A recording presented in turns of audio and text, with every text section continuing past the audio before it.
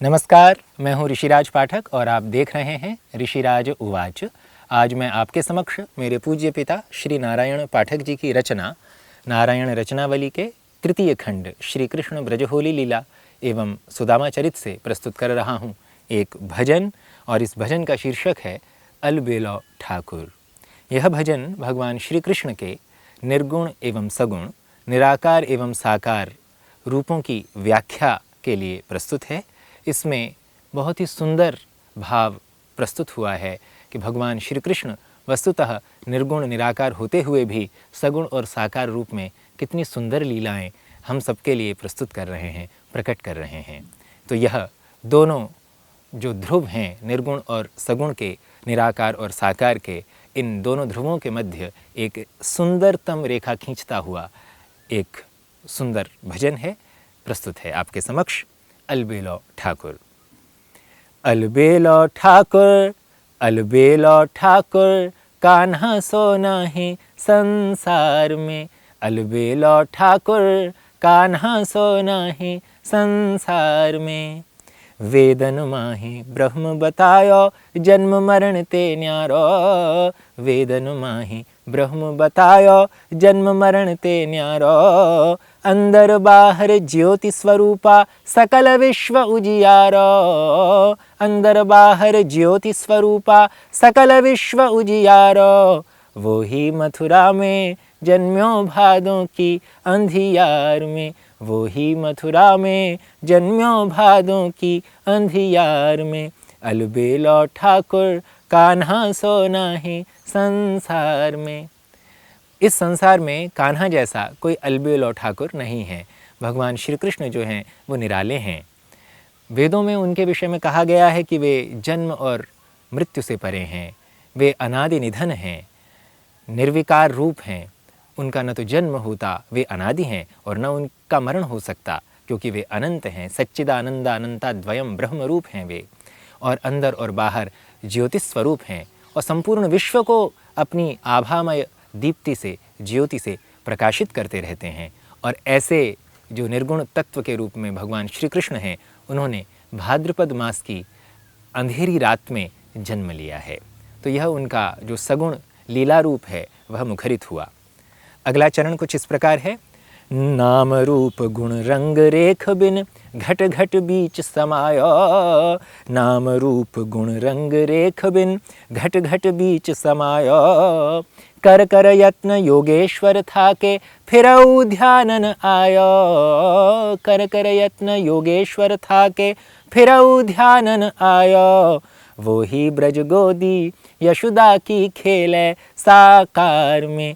वो ही ब्रज गोदी यशोदा की खेले साकार में। अलबेलो ठाकुर, कान्हा सोना है संसार में।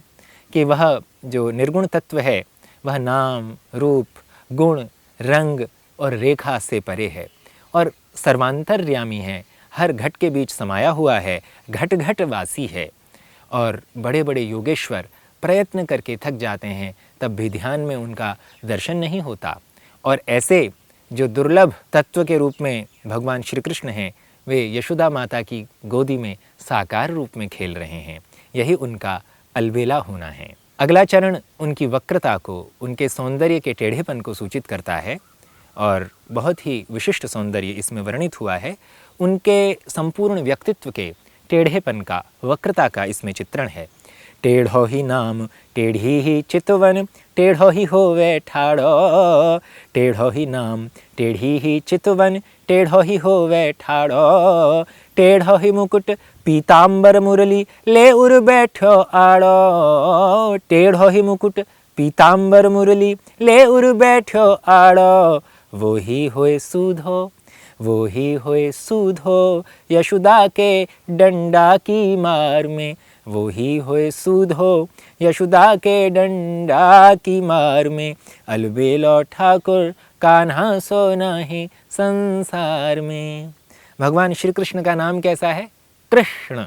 टेढ़ा है, सरल नहीं है। जैसे राम, यह नाम बड़ा सरल है, उच्चारण करने में कोई असुविधा नहीं है, ऐसे कृष्ण बोलने में थोड़ा सा कष्ट है, बोलने में थोड़ा टेढ़ापन है। और ऐसी ही चितवन है, उनका सौंदर्य भी ऐसा ही है।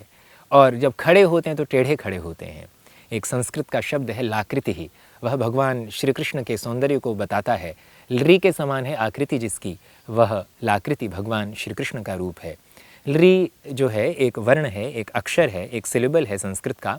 हिंदी में भी इसका प्रयोग किया जा सकता है, पर वस्तुतः संस्कृत में इसका प्रयोग है।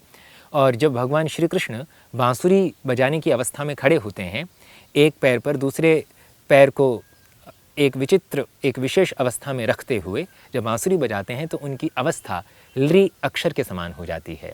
तो वह जो उनकी अवस्था है वो बहुत ही सुंदर अवस्था है, और इसी अवस्था को कवि ने टेढ़ो ही होवे ठाड़ो इन शब्दों के माध्यम से व्यक्त किया है।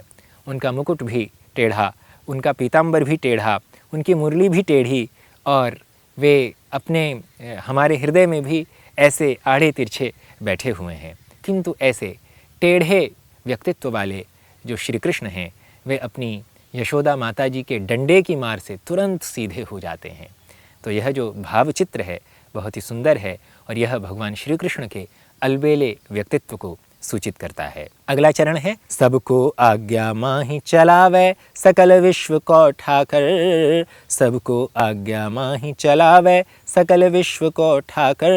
देवी और देवता सगरे बन गए या के चाकर। देवी और देवता सगरे बन गए या के चाकर। वो ही बन ग्वाला गैया चरावे यमुना खार में।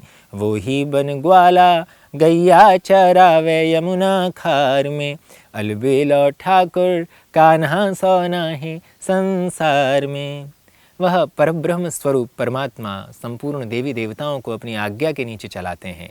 सबके शासक हैं, वे ईश्वर हैं, सर्वांतर्यामी हैं, और जितने भी देवी देवता उनके अंतर्गत विभिन्न दायित्वों का निर्वहन करते हैं, ऐसे जो परम स्वरूप परमेश्वर परमात्मा भगवान श्री कृष्णचंद्र हैं, वे ग्वाला बनकर ग्वाल बाल के रूप में खारी यमुना में गैयाओं का पालन करते हैं, गैयाओं का विचरण कराते हैं, गायों को चराते हैं। तो यह उनका जो रूप है सगुण साकार बड़ा ही निराला है, बड़ा ही दिव्य है, और इससे उनके अलबेले व्यक्तित्व का प्रकटीकरण होता है, सूचन होता है। अगला चरण है बड़े बड़े असुरन दुष्टन को पलछिन में संहार्यो। बड़े बड़े असुरन दुष्टन को पलछिन में संहार्यो।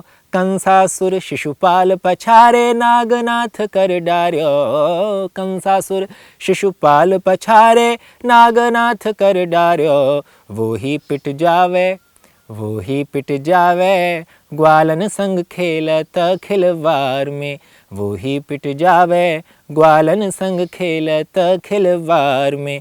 अलबेला ठाकुर कान्हा सोना ही संसार में।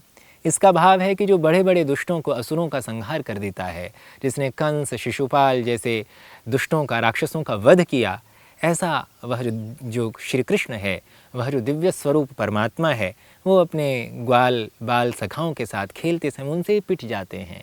तो यह उनका जो चित्र है उनके अलबेले रूप को प्रकट करता है।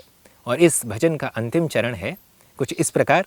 जाकूं गागा वेद अंत में नेति नेति कही बोलें। जाकूं गागा वेद अंत में नेति नेति कही बोलें। चेतन नित निर्लेप नारायण बिन बंधन के डोलें। चेतन नित निर्लेप नारायण बिन बंधन के डोलें। वो ही यशोदा ने उखलते बांध्यो आखिरकार में। वो ही यशोदा ने उखलते बांध्यो आखिरकार में। अलबेला ठाकुर कान्हा सोना ही संसार में। वेदों ने जिसके विषय में कहा कि नेति नेति, कि जिनके स्वरूप का वर्णन नहीं किया जा सकता, जिनके व्यक्तित्व को, जिनके स्वरूप को, जिनके रूप को हम नहीं गा सकते, नहीं बतला सकते, नेति नेति कहकर उनकी व्याख्या की, उनका विषय स्पष्ट किया, उनके स्वरूप का वर्णन किया। और वह चेतन, नित्य, निर्लेप जो नारायण स्वरूप परमात्मा हैं, जो श्री कृष्ण हैं, वे मुक्त हैं, बिना बंधन के डोलते हैं। किंतु श्री कृष्ण जी को उनकी माता यशोदा जी ने ऊखल से बांध दिया। तो जो पहले से ही मुक्त है, जो मुक्ति का दाता है, वह अपनी माता के वात्सल्य में ऊखल से बंध जा रहा है। तो यह जो उनका व्यक्तित्व है, यही अलबेला होना है भगवान श्री कृष्ण का। और इसी निर्गुण, सगुण, निराकार और साकार के मध्य जो एक सुंदरतम रेखा से ओतप्रोत यह भाव है, यह इस भजन में प्रस्तुत हुआ है। आशा है आपको रुचिकर लगा होगा। पुनः अगले भजन के साथ अगली श्रृंखला में प्रस्तुत होऊंगा। तब तक के लिए नमस्कार, धन्यवाद।